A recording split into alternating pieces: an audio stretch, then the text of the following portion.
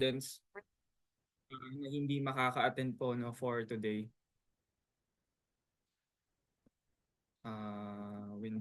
Windows print screen. Ayan. Okay, so again, good afternoon po sa inyong lahat. And hopefully, naririnig ako ng maayos. Maayos ba ako, guys? Maayos yung naririnig? Wala po bang lag? Kasi ngayon lang din ako makakapagklase ng buo dito sa opisina ng ating mahal na dekano, Lersan Del Mundo. Kilala niyo man si Dean Lersan, di ba? Okay. So, ngayong hapon ay ating pag-uusapan yung isa sa mga topics ng midterms, no? Yung one of the controversies, okay, na pwede nating mapag-usapan sa Philippine history, which is the site of the first mass. Okay, it's Limasawa versus Butuan. Ngayon, tatanungin ko kayo muna, meron po ba or familiar po ba kayo sa tawag dito sa geography ng Pilipinas? So saan ba natin matatagpuan ng Limasawa at saan ba natin matatagpuan ng Butuan? Sige nga po, anyone from this class who wants to share okay yung kanilang knowledge about saan nga ba matatagpuan ang mga lugar na ito. So pag sinabi nating Limasawa, saan ang Limasawa by the way? Sige po.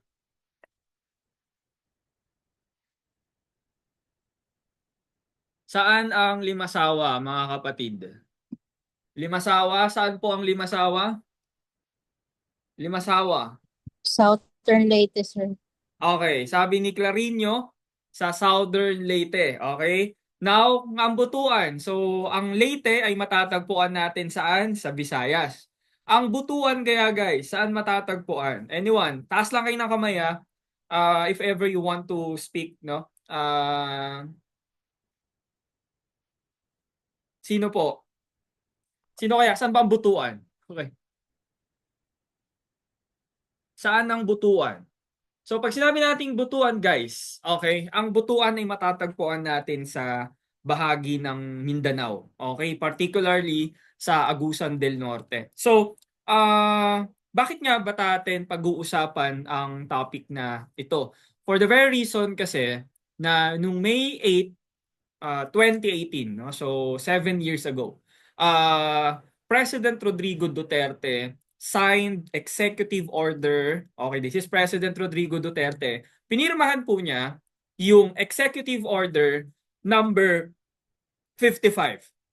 Okay? And it states, no, in the executive order number 55, nakalagay dito, no, constituting a steering committee for the commemoration of the quincentennial of the arrival of Ferdinand Magellan in the Philippines, the victory of Lapu-Lapu in the Battle of Mactan, and other historic events. So, ibig sabihin guys, okay, nung time ni President Rodrigo Duterte, that is his second term. Tama ba? Second term. Yes, second year in office nung May 8, 2018. Okay, pinirmahan niya itong Executive Order number 55. Okay, ano ba itong Executive Order number 55? The main goal of Executive Order number 55 or para mas madali nating maalala, EO 55, okay, EO number 55 is to celebrate yung ikalimang daang anibersaryo ng pagdating nila Magellan sa Pilipinas. Okay? So, we call that, okay, hindi lang naman po sa history pero sa aming mga history majors kasi mga kapatid, no, we call 500 years or 500 health, TH, yung may TH, anniversary as the quincentennial. Okay? So, pag tawag dito, pag 400 years, ang tawag natin doon ay quincentennial. Okay? Ay quincentennial, quadricentennial. Okay? So, yun po yun yung ano no, yun yung sineselebrate natin kasi nitong 2021 umabot na tayo ng 500 years. So, ano nga ba ang nakapaloob doon sa executive order na yon?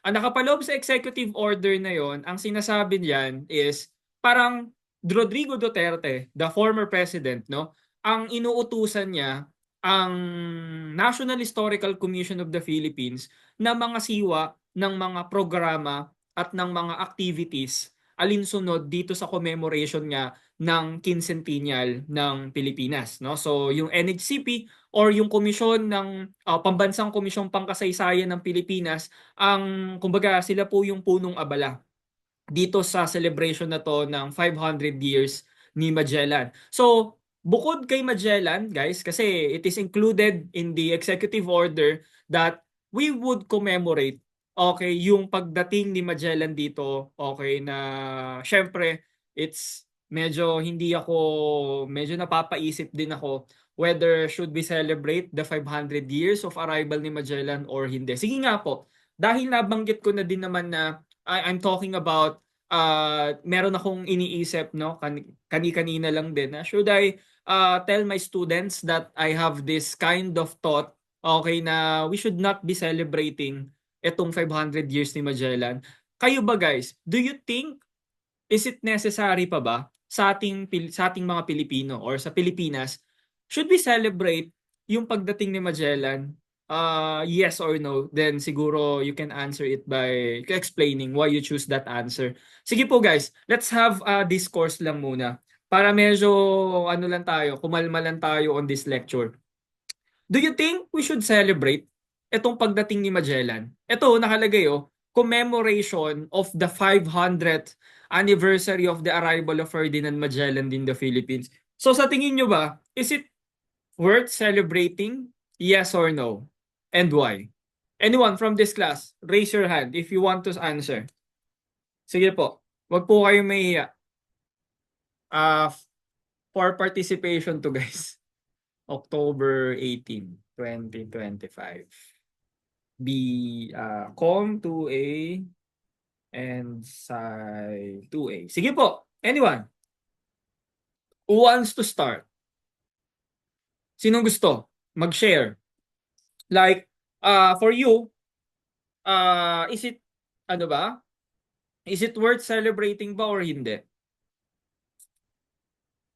Kasi, syempre, ang mga tao, hati ang opinion nila dito. Oh, yes, Sheila. Go ahead. Sir, for me po, yes po. Kasi he brought Christianity sa Philippines po. Okay, so it brought Christianity with them. Okay, medyo interesting yung sagot, no? So parang hindi lang naman po si Ferdinand Magellan, no, yung dapat natin tinitingnan dito. It should be also, okay, ano ba yung naging dala nila Ferdinand Magellan, okay, for us to celebrate 1521. So other than that, what do you think is the ano pa? What do you think is the possible ano pa natin for the quincentennial? Meron pa ba kayong iba pang naiisip dyan? Should we celebrate it or not? Yung pagdating ni Magellan. Last na sasagot na lang. Sige, then I will give my answer then. Ako din, sasagot din ako. Sige po. Anyone who wants to answer, just raise your hand po para mapag-usapan natin. Sige, meron pa? Okay, mukhang wala na yatang gustong magbigay ng sagot. Okay, eto meron dito sa chat box. Okay, sabi dito, sir, ano ulitan no? Okay. Ang tanong ko lang is it worth, is it worth celebrating po ba yung pagdating ni Ferdinand Magellan dito sa Pilipinas? Or siguro, let's rephrase it. Do you agree that, should we celebrate, okay, the arrival of Ferdinand Magellan here in the Philippines? It's a matter of a yes or no lang. Kailangan ba nating gunitain yung pagdating ni Ferdinand Magellan dito sa Pilipinas noong 1521? So sabi ni De Los Santos, yes. It's because dala-dala niya yung Christianity na hanggang ngayon it's very sa atin, no, talagang nandito na sa atin, no, na dalan-dala na natin itong Christianity or Katolisismo nga na tinatawag. Sige. Sino tong nagtanong? Baka meron pa dyan. No po. Why, Miss Amira? Why do you think no? Sige, can you explain your answer? And Basina, sabi mo Basina, yes. Could you explain it? Pwede kayo mag-open ng mic? If you want lang. Sige. Sabi ni Clarino. Okay, Clarino, sorry. Hindi na po, sapagkat nagdala po sila ng kolonyalismo na nagpahirap sa mga katutubo. Okay? How about Lubas and Basina? Sige, Great Lubas. afternoon, sir. Sa akin po, hindi. Pero depende naman po yun. Hindi ko naman po parang kinakalaban yung opinion ng iba. For me, Okay. hindi. Tulad nung sinabi ni Ate Marian, no, kasi nga, yung dinala nila dito sa katutubo natin, yung totoong Pinoy po talaga, naging marahas po sila yung under ng Spanish rule. And kung hindi po dumating si Magellan, medyo na-curious ako. Ano po kayang relihiyon ng mga Pilipino? Kasi siya po nagdala Mm. ng Christianity in Philippines. So kung hindi siya dumating, anong relihiyon ng Pilipino, which is ang alam natin is Muslim, right? Or Islam. Yes. Ayun po, so parang hindi siya dapat, yung negative view ko lang po, hindi po siya dapat Oh, i-celebrate. sige. So, for Miss Lubas, no, ganda nung sagot, no?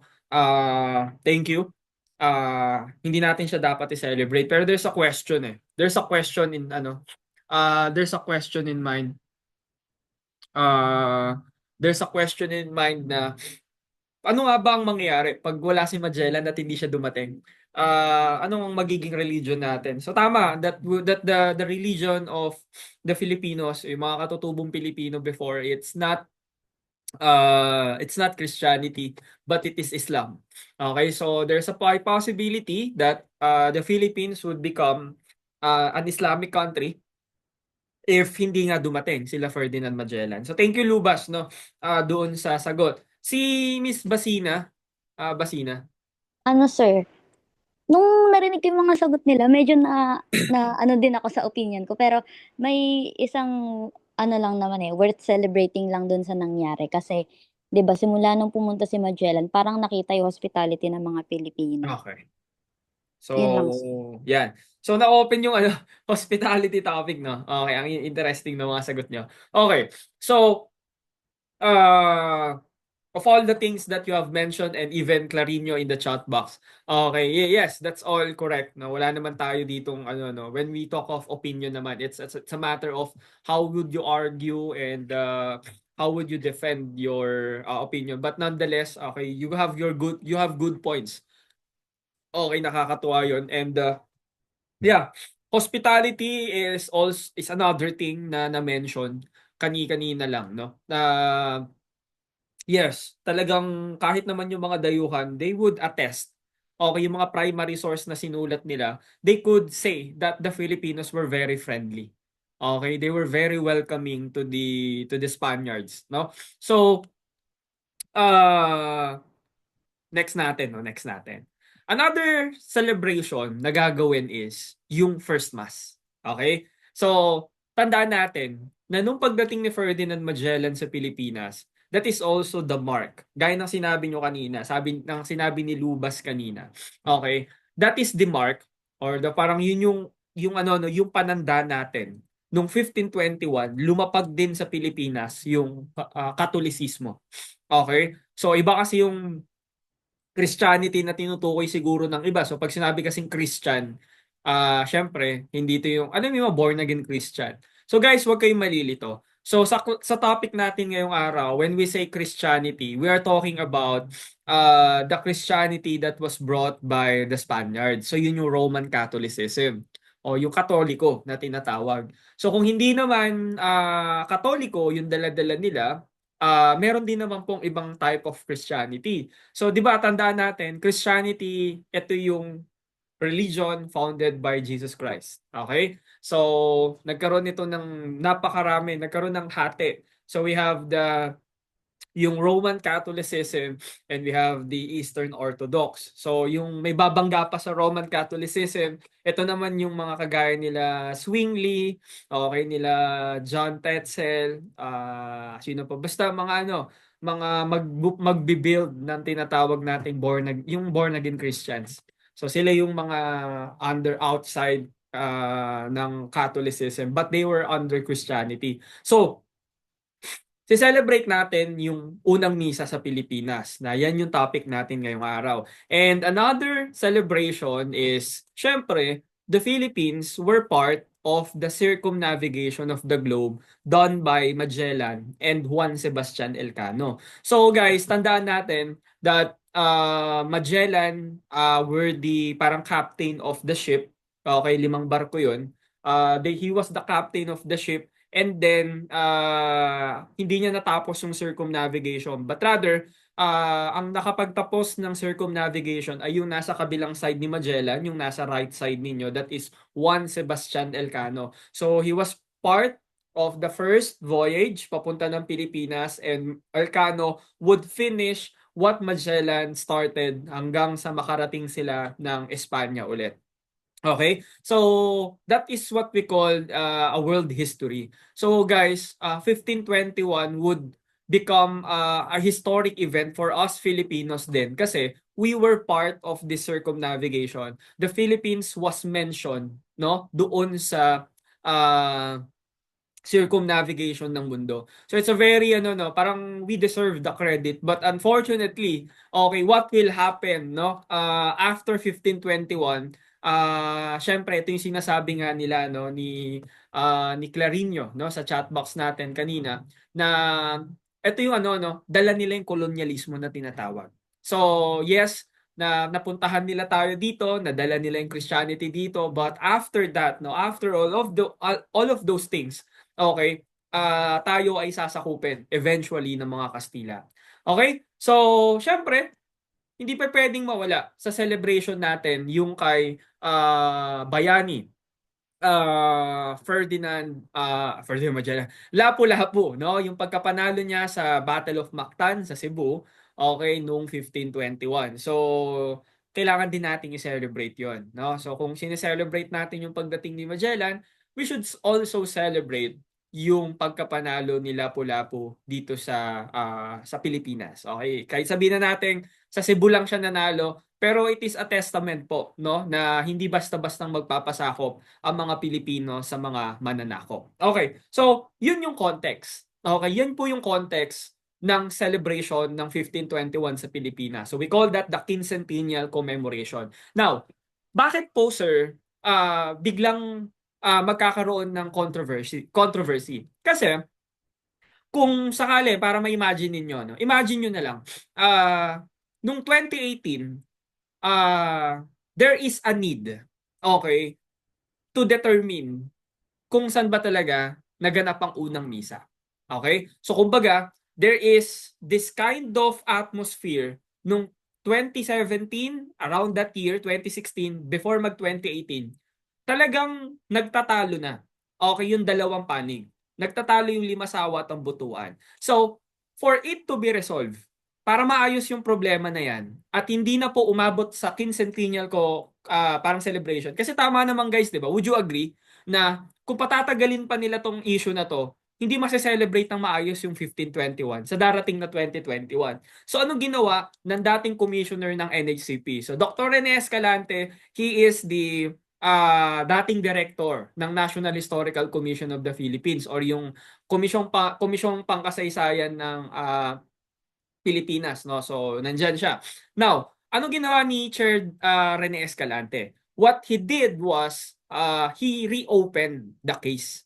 Okay? So noong 2018, interesting to, no? Prior to 2018, 2017 pa lang, inopen nila yung case. College pa lang ako nun, guys. Okay. So, inopen na nila yon, no? Parang that is 8 years ago. Ewan ko ilang taon kayo nun. Siguro 8 years ago, mga 10 or 9 years old kayo nun. So, inopen yung case na yon. So, you don't have any idea what is happening in the Philippines siguro nung time na yon. But, siguro you're familiar with mga history na, mga bite-sized history na babasa niyo man siguro sa Facebook yon.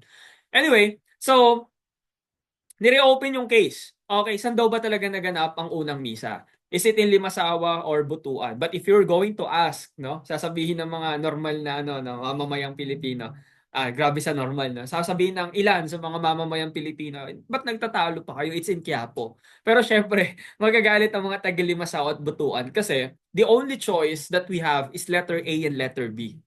We have letter A, Butuan, and letter B, Limasawa. So, ang kaso na inopen ni Rene Escalante is the location of the site of hindi first Sunday Mass.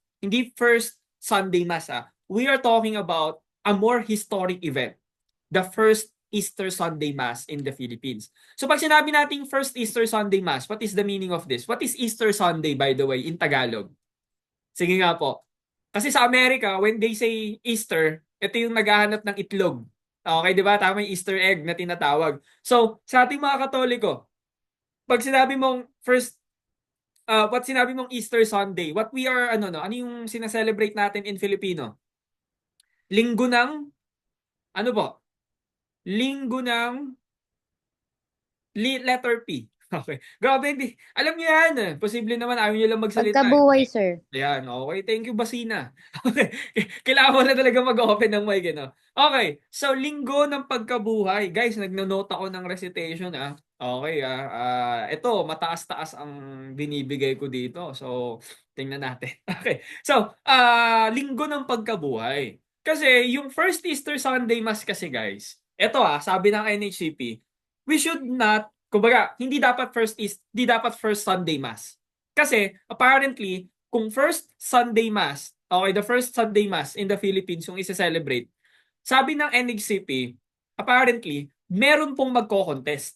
So, instead of limasawa in butuan lang, madadagdagan tayo ng isa. So, magiging 3 na yung choices natin.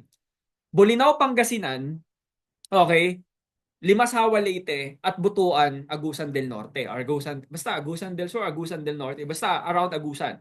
Okay? So, yung Bolinao, merong isang simbahan dyan. Ito yung simbahan ng St. James the Great Parish. Okay? And this church, particularly itong simbahan talaga na to, they were claiming sa kanila naganap ang first Mass. Not first Sunday Mass, The first Mass pala. Sorry, mali ako ng sabi kanina.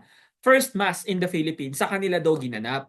Kasi daw, nung 1324, apparently, meron isang Italian, okay, priest, no? Nakalimutan ko anong name ng Italian priest na ito, no? But they were claiming that it is in Bolinao, in this church right here, okay, sinelebrate ang unang misa sa Pilipinas. Okay? Pero syempre, in the Philippines, the first Easter Sunday Mass, ang hinahanap ngayon ng NHCP, saan nagmisa si Father Pedro Valderrama.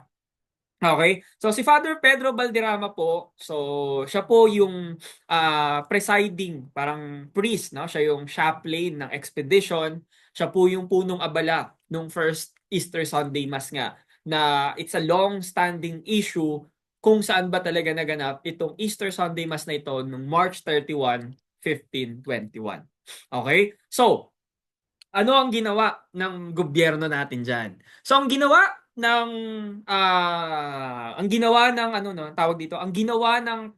ahensya ng pamahalaan na National Historical Commission of the Philippines before, NHI siya dati. Yung National Historical Institute before, ang ginawa nila, they created a committee.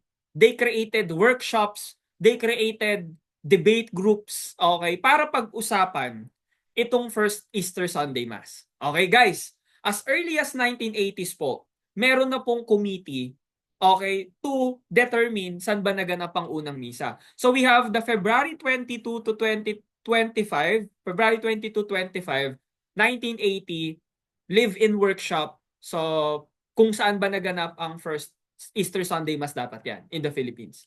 Ano sagot nila dyan? Later, sasabihin natin. The Gangkayko Committee of 1995. Okay, it was headed by the former Supreme Court Justice Emilio Gangkayko noong 1995. And another committee that was created was under the Benito Legarda committee. Benito Legarda is a historian. Okay, so one of the notable historians dito sa Pilipinas. And recently, itong Mujares panel of 2018 that was headed by Dr. Resil Mujares, another historian po. So, all of these panels, guys, okay, sasabihin na natin yung sagot. Mula 1980s hanggang 1980s hanggang 2009, tama ba? 2008, sorry. Okay, all of those committees, including the Mujares panel of 2018, okay, ang kanilang sagot ay iisa lang.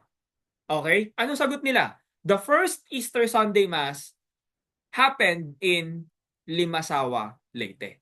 Okay? So, guys, to make the long story short, okay, for the longest time, ang decision talaga ng pamahalaan dyan is sa Limasawa. Sa isla na to guys, sinelebrate ang unang misa ng linggo ng pagkabuhay. Okay, ang ganda ng isla na yan guys. Even though taga Leyte ang parents ko, yung mother ko taga Santa Fe Leyte, tatay ko taga Tacloban. Okay, sabi nila one of the destinations daw talaga yan, lalo na ng mga pilgrims.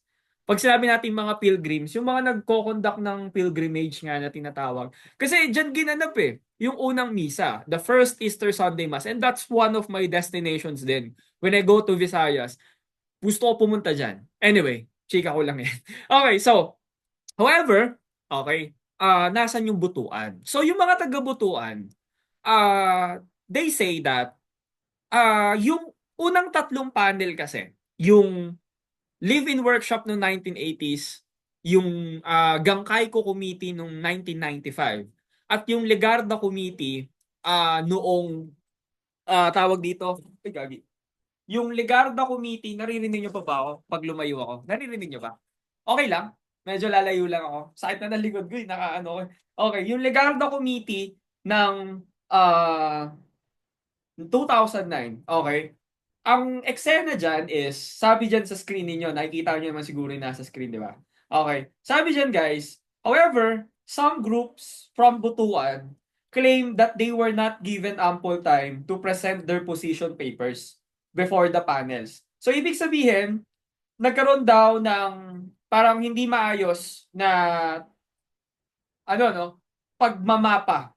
Okay, hindi maayos na pagtrato between the Limasawa proponents and the Butuan proponents. Parang lumadabas, mas pabor sa Limasawa lagi compare sa Butuan.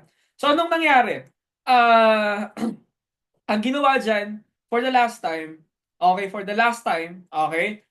sabi ng NHCP, okay, kung hindi kayo napagbigyan ng live-in workshop, hindi kayo napagbigyan nung hindi kayo napagbigyan nung Gangkaiko Committee, hindi kayo napagbigyan ng Legarda Committee, okay, sige, let's reopen the case according to Rene Escalante noong 2018. So, before ako graduate ng college, okay, lumabas nga itong issue na to. So, this is the Mujeres panel. Okay, so the Mujeres panel would have the last say kung saan ba talaga naganap ang first Easter Sunday Mass. Okay, I still remember, it's very fresh pa sa akin to guys nung college ako, na kahit kami nung graduating na ako noon, talagang sabi ko wala naman anong kinalaman ko sa unang misa, sir. Okay, kasi pinapabasa sa amin yung mga proceedings, what are the arguments of both sides. So sa isip-isip ko tayo na, pwede bang i-resolve na lang kung saan ba naganap yung unang misa na yan?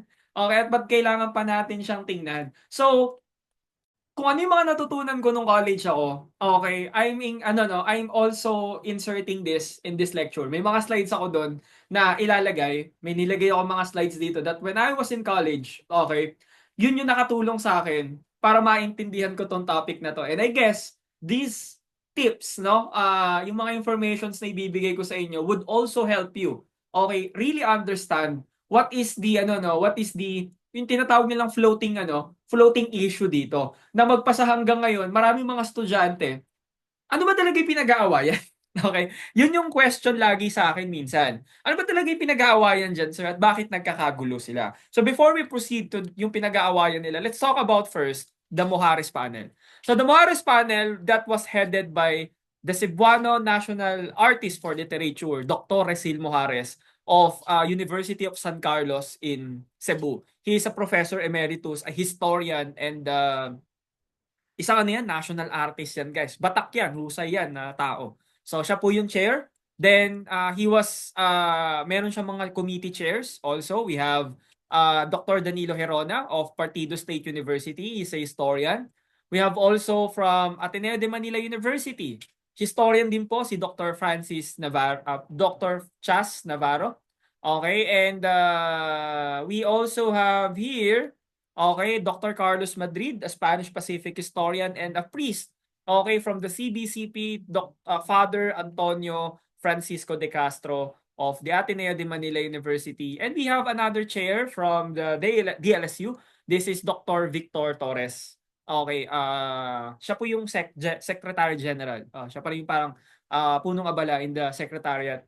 Basta, he's also a member of the committee. Now, in a 77-page decision that was created by the panel, malinaw na malinaw po na sinasabi nila, okay, in the part 4 of the paper, in the conclusion and the recommendations, that the first Easter Sunday Mass controversy should have its conclusion. At ang conclusion ng panel dyan is, nakalagay dun sa last sentence ng on the first Easter Sunday Mass controversy, the panel therefore recommends that Limasawa Island Leyte be sustained as the first Easter Sunday Mass of 1521.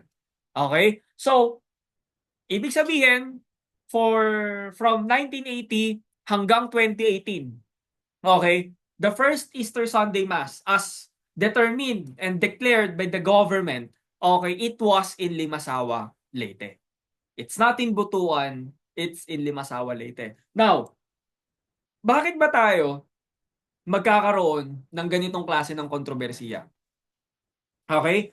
So, nung dumating sila Magellan dito sa Pilipinas, so let's proceed lang to another topic.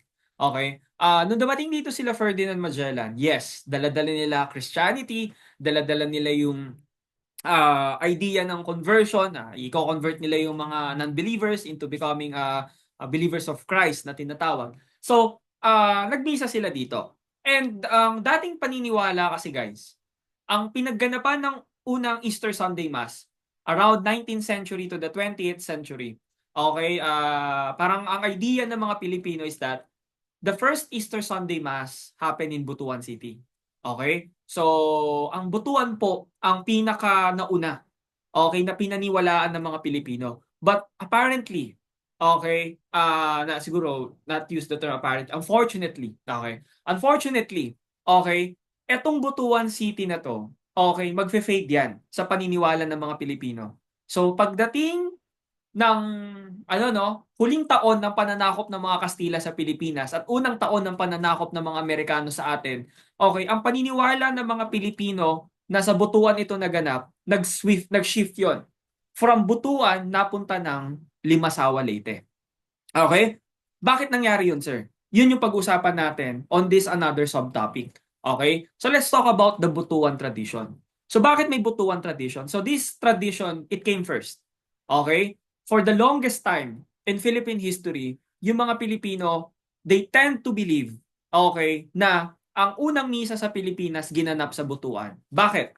Bakit yan ang paniniwala nila for the longest time? It's because of a monument that was erected noong 1872. Okay? So noong 1872, there was a monument. A monument to commemorate, okay, yung unang misa sa Pilipinas. Okay? So gumawa ang mga Kastila ng monumento dito sa bahagi na to ng Butuan kung saan, okay, dyan daw ginanap ang unang misa. And sabi nga ni Jesuit historian Miguel Bernad, no? Sabi niya, that monument is a testimonial to the tradition that remained vigorous until the end of the 19th century. Namely, that Magellan and his expedition landed at Butuan and celebrated the first mass ever offered in the Philippines. Okay, so guys, malinaw na dahil sa monumento na to, okay, diyan po talaga yung pinakapunot dulo, okay, ng paniniwala ng mga Pilipino na sa Butuan naganap ang unang misa. Ngayon, okay, makikita din daw, sabi ng mga taga-Butuan, sa aklat ni Francisco Colin that was published in 1663, okay, yung Labor Evangelica, okay, he was saying that sa Butuan naganap ang unang misa. Ganon din ang sinabi ni Francisco Combes. Sabi ni Francisco Combes, naganap ang naganap ang unang misa hindi sa Limasawa, Leyte. Ang mention nila dyan, Butuan. Okay? So ngayon, dapat ba natin paniwalaan yung sinasabi ng mga primary source na yan? Hindi po. Bakit?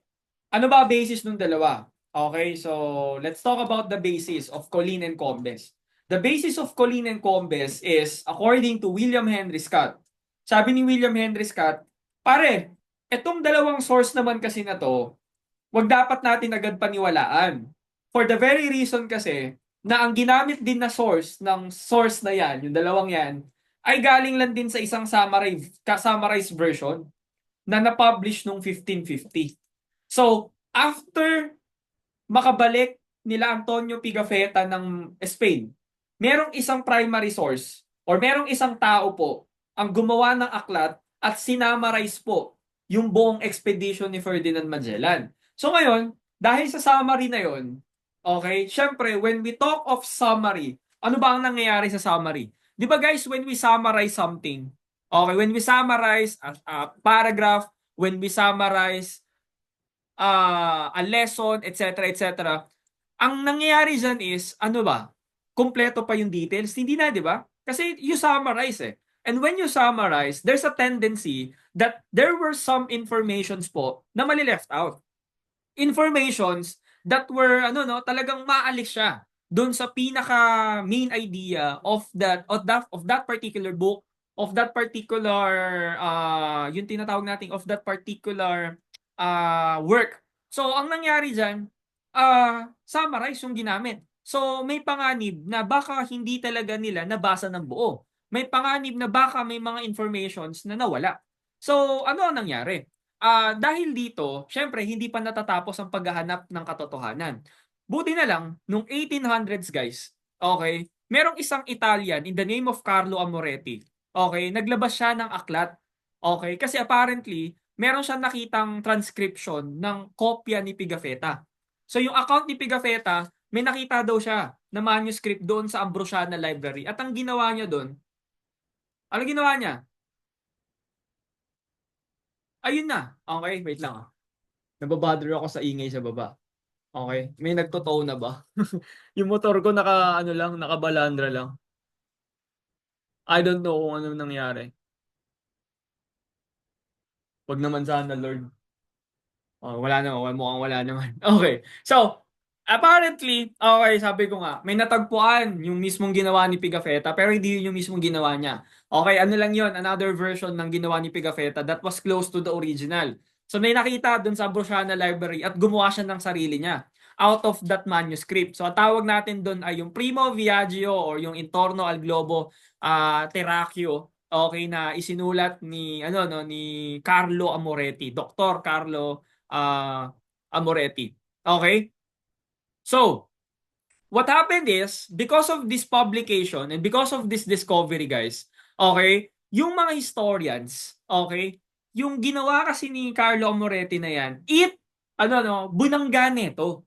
Yung dating paniniwala na sa butuan naganap ang unang misa. So, nung pagpasok ng 1800s sa Pilipinas, scholars, okay, and historians alike, they were convinced through this document na ang unang misa nga talaga ng Linggo ng Pagkabuhay ay naganap hindi sa Butuan, kung hindi sa Limasawa, Leyte. So there's another transcription, lumabas ulit in 1894 that would support the Carlo Amoretti manuscript. So lumabas ito and mas naglabas ito ng details about doon sa original transcript ni Pigafetta.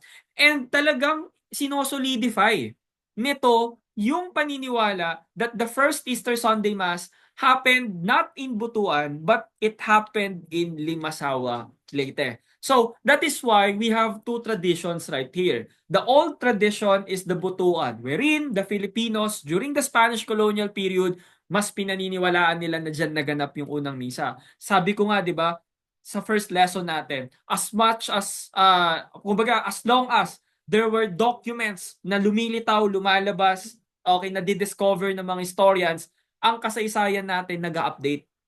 Okay, ang kasaysayan natin, hindi yan stagnant, hindi yan final. Lagi yan nag-update, lagi yang may version update. So what happened in the 19th century, in the last years of the Spaniards in the Philippines, and the first years of the Americans here, okay, nagbago yung paniniwala, it shift from Butuan patungo sa Limasawa. So, bakit nga ba na-eksena si Limasawa Leyte? Bakit siya nasama dyan? Hindi lang po yung Carlo Amoretti book ang dahilan. there's also one primary source na tinuturo po yung Limasawa Leyte. And this is the log of the piloto tawag ko eh. Yung yung mismong nagmamaneho, yung nagpapaandar ng barko. Okay, meron kasi siyang log na nilabas. Gumawa siya ng log niya. At lang laman ng log na to, guys, ito po ay yung ito po yung tinatawag nating yung coordinates kasi if you take a closer look po, ito yung log no. Mga coordinates po 'yan. Anong araw noon? Okay, ilalagay po nila anong degrees, nasaan silang bahagi, etc., etc. Okay. So itong log naman na ito, lumabas naman siya 1837. Okay? So naglilitawan yung mga dokumento, guys. Ito yung sinasabi natin na pag may lumitaw, again, naulit ko na to kanina. Pag lumitaw ang pag may mga lumitaw na ganitong mga informations, mga data, okay, nag-update dapat tayo ng history. That is why in 1895, okay, Trinidad Pardo de Tavera.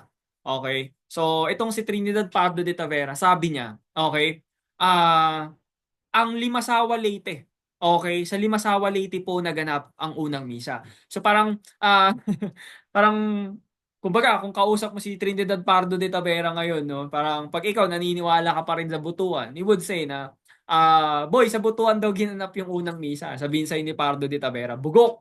Bakit? It is in Limasawa. So panahon din ng mga Amerikano, ganun din. The Americans supported the Limasawa tradition. Bakit? Noong 1921, the 400th anniversary o yung tinatawag nating quadricentennial, okay, sila din yung nag-manage. Okay, talagang sinelebrate under the American regime, no? American colonial government.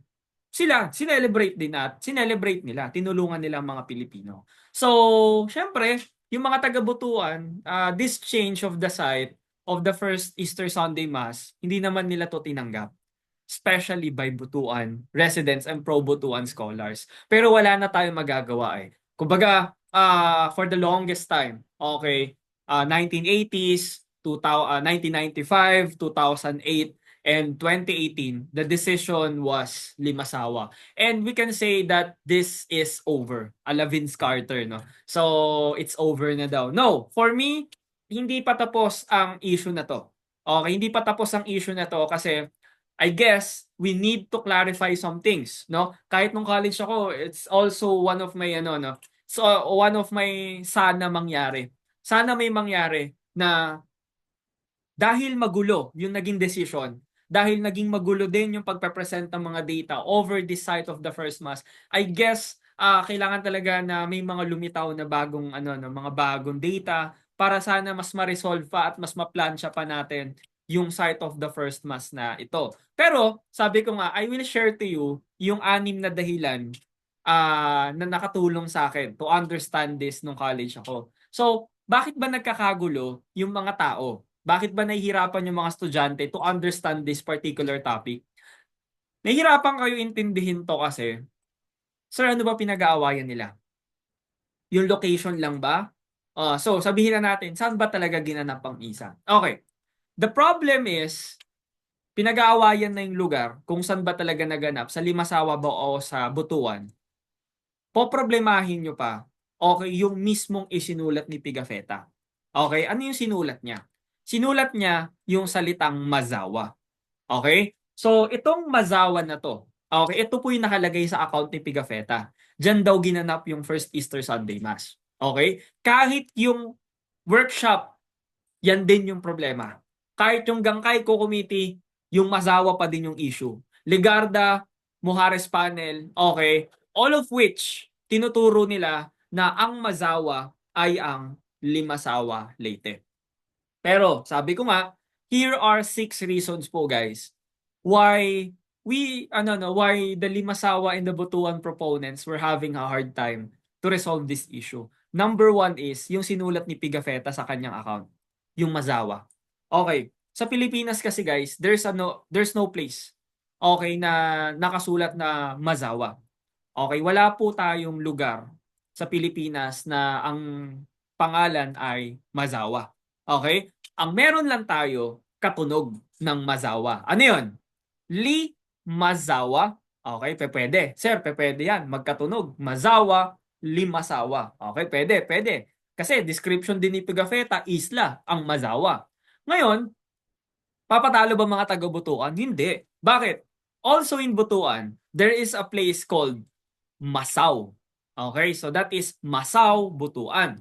So, Mazawa, Limasawa, Masao, Mazawa, Butuan. So, ibig sabihin mga kapatid, no? Ibig sabihin yan, kung kayo papapiliin, sige nga po, tingnan natin, no? Kung kayo papipiliin, sinong katunog ng Butuan? Ay, ng Butuan. Katunog ng Mazawa. Sige nga po. Limasawa or Masao? Sige, I want to hear your ano. Gusto ko lang makita. Saan kayo? Saang side kayo? Saang side kayo? Pag sinabi nating Masao, kasi yun nakasulat kay Pigafetta, alin ang mas malapit? Sa salitang Masao. Mazawa, sorry. Mazawa.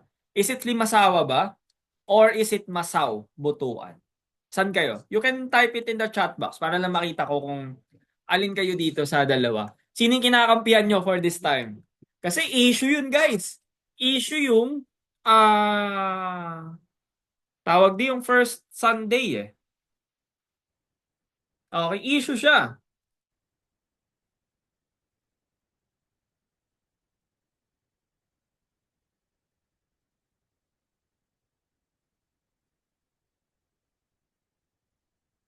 Okay, meron ba? Okay, so mukhang kahit kayo na-stress na din kayo sa pangalan ng ng Limasawa at Mazawa, no? So sige. Okay, alam nyo ba na medyo ito ay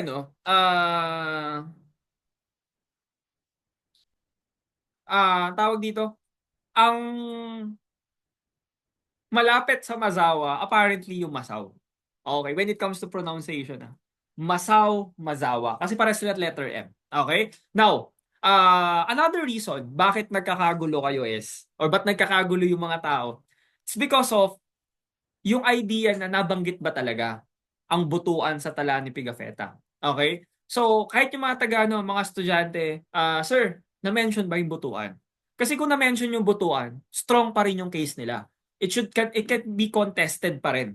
Kumbaga, kung na-mention yung Butuan, it can be contested. Yes, guys, na-mention ng Butuan. Kasi, yung hari ng Masawa na si Raha Siago, kapatid niya po yung hari ng Butuan Kalaghan na si Raha Kulambo. So, ang nangyari ngayon dyan, yung mga taga-Butuan, syempre, we have a strong case pa rin. Kasi, magkapatid, yung hari ng Masawa at yung hari ng Butuan Kalaghan. So, parang ang idea, sa Butuan, naganap ang unang misa. Okay, so the Butuan proponents, syempre, talagang solid yung kanilang solid talaga yung kanilang paniniwala for this. But there's another reason, okay, na talagang tinitingnan, no? Bakit Butuan, no? Talaga yung may strong case pa rin. It's kasi may monumento daw. Okay, because of the monument that was erected noong 1872. There's a book, okay, Labor Evangelica, there's a book, Historia de Mindanao, Ihulo. Okay? But, sabi nga nila, no, may mga tao pa rin talaga na pag nilapagan mo ng literal na pag-aaral, okay, I mean, talagang research papers, okay, maniniwala sila. Okay na, this is the place, okay, for the first Easter Sunday Mass. And that is, parang sabi ko nga, yung gumawa ng pag-aaral na yun is Trinidad Pardo de Tavera that is supported by Padre Pablo Pastels. And he mentioned, the priest mentioned that the first Easter Sunday Mass happened not in Butuan but it is in Limasawa. So, mahirap ipaliwanag sa inyo yung proseso ng ginawa nilang pagre-research. Pero, sabi ko nga, dahil may mga bagong tuklas na dokumento, it made a point, no, na it made the point na it's in Limasawa because of these documents, because of these newly found documents in Italy, okay, in Ambrosiana library. So yun yung mga nangyari dyan. So nanalo naman dito for this time, it's the Limasawa proponents. So the third to the last reason bakit medyo naguguluhan tayo in this issue is that may minention si Pigafetta na may mga ginto daw at balangay sa sa Mazawa. So, nung pumunta kasi sila Pigafetta at sila Magellan, okay, sinasabi nila doon sa account ni Pigafetta na may mga ginto at may mga balangay dito sa Mazawan nung pumunta kami. Eh guys, nung nabasa yan, kumbaga parang if there's a gold and there's a balangay is a boat, no? Is a boat like ano siya, para siyang maliit na bangka. Hindi siya maliit eh. Pero bangka siya na ginagamit ng mga sinaunang Pilipino. Okay. So, etong bangka na to, kumbaga, ito yung isa sa mga magbibigay sa atin ng hint. Okay, kung sa ano ba talaga naganap yung saan ba talaga naganap yung unang misa. Nung 1970s kasi guys, particularly 1978, yung yung National Museum of the Philippines discovered mga butuan boats. Okay, mga balangay ito na bangka. So, dito medyo matibay yung paniniwala ng mga taga-Butuan na sa amin naganap ang unang misa kasi may mga na-discover nga na balangay sa lugar nila. Unfortunately, following that kind of line of argument, okay, sabi ng mga taga-Limasawa, okay, may mga balangay at ginto na natagpuan sa Masao at Butuan. So, sabi ng mga taga-Limasawa, dyan lang ba may balangay at ginto sa Pilipinas? And yes, if that is your argument, okay, we could counter that kind of argument na dyan lang ba sa Butuan may balangay at ginto. Okay, so for this time, standing still pa rin ang Limasawa proponents. Okay? So, medyo all tayo, Butuan saka Limasawa. Ngayon, hindi natin titingnan yung Limasawa at Butuan proponents. Titingnan natin si Pigafetta naman. May problema din si Pigafetta. Bakit? Hindi eksakto yung nilagay niya sa account niya. Hindi eksakto yung nilagay niya sa ginawa niyang mapa. So, kumbaga, hindi malinaw kung nasan yung Mazawa. Kasi sabi ni Pigafetta, malapit siya sa Limasawa. Okay, kumbaga kung titingnan yung coordinates na nilagay ni Pigafetta dun sa account niya, mas malapit yung Mazawa sa Limasawa at sobrang layo nito sa Masao. So, parang ang idea natin ngayon is alin ba talaga diyan? Alin ba talaga diyan Pigafetta? San ba talaga nakalagay ang Mazawa? So, maiintindihan natin kung bakit hindi accurate. Bakit? Kasi yung ginamit nilang tools for navigation nung panahon nila Magellan, hindi naman ganun ka-solid at hindi ganun kaayos. So parang panahon natin, hindi na updated yung gamit nila Pigafetta at nila Magellan. So what is happening right now is si Pigafetta, nagdidiwang yan sa langit. Okay? O parang, sige, bahala kayo mga problema dyan. Saan ba naganap yung unang misa? So, basta ako, naglagay ako ng coordinates dyan, nilagay ko yung pangalan ng lugar. That's it. That's all. Okay na ako dun. Now, problema din natin is wala na yung original manuscript ni Pigafetta. Okay, this would be the fifth.